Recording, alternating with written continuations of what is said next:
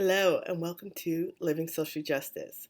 My name is Patricia Gerardo, and I'm so happy that you're joining me here for this session where we're going to be discussing acting responsibly.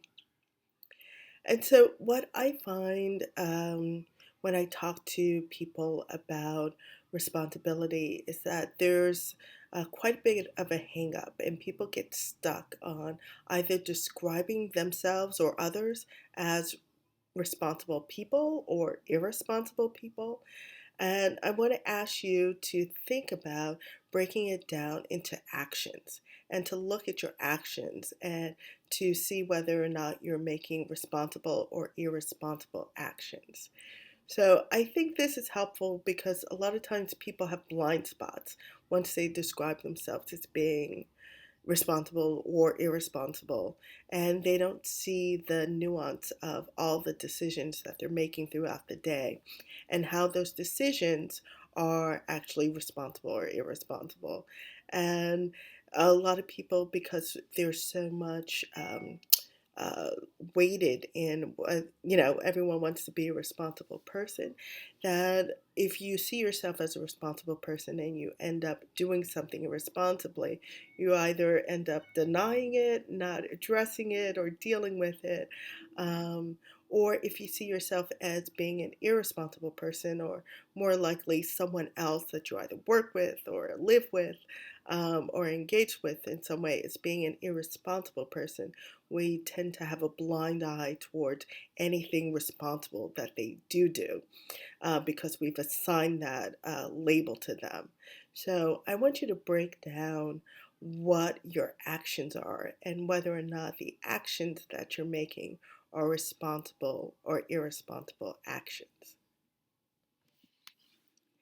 And I get that there are some people, maybe even many people, who are hesitant to look at their actions, and especially when they're making irresponsible actions, that they don't want to see it or face what they're doing.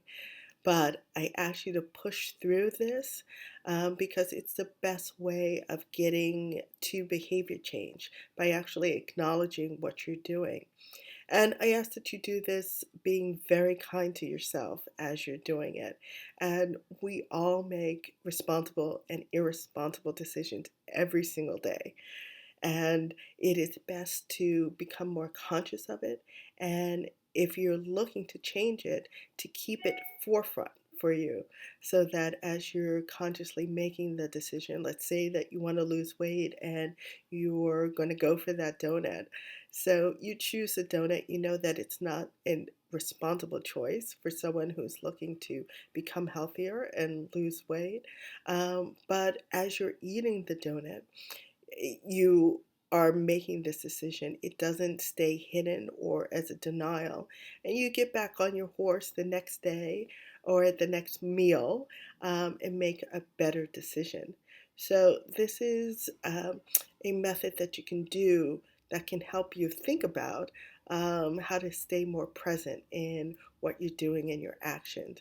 And again, um, by breaking it down to your actions and not who you are as a person, you remove those blind spots about what you're actually doing, right? Because no one single action defines who we are as a person.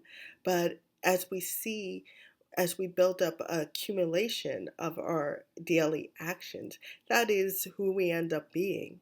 So, if you're making more and more decisions consciously, you will see that you're making more and more decisions responsibly because that is what you ultimately want to be, um, responsible in any way.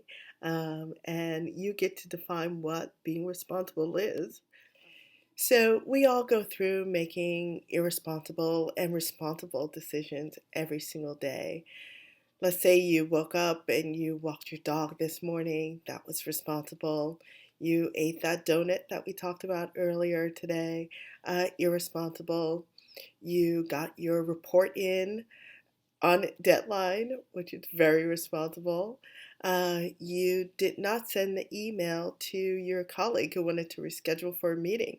Actually, you didn't even remember that email until right now. That is irresponsible. And so we have these combinations, all of us, every single day. And you may be asking yourself, well, that's my to-do list. Why should I add a responsible or irresponsible label to it? And that's a great question. And one of the things that you want to do this for is because, being responsible is a value that um, you probably hold in your life. You want your government to be responsible. You want your representatives to be responsible. You want your parents to be responsible. You want your children to be responsible. Responsibility is a value that many of us hold, so that is why that should be part of how you're kind of assessing your day and your actions. And are you living up to that responsibility? Because before we start asking others to be responsible, we need to be sure that we are living up to it as well and that we're building up that capacity. And also, as we delve more into looking at how we're making irresponsible choices, we gain compassion for others who are also being irresponsible in their choices at times as well, because we see the humanity and the connectedness of it as well. And again, that one action does not define who you are as a person. And we're looking to build up consistency in our actions, and that consistency leads towards responsibility, but that we're not dismissing or writing someone off because they've made irresponsible choices.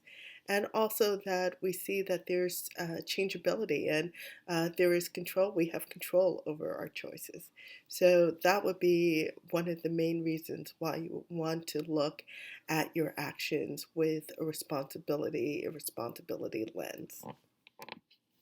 So I'm so glad that you tuned in for this short video.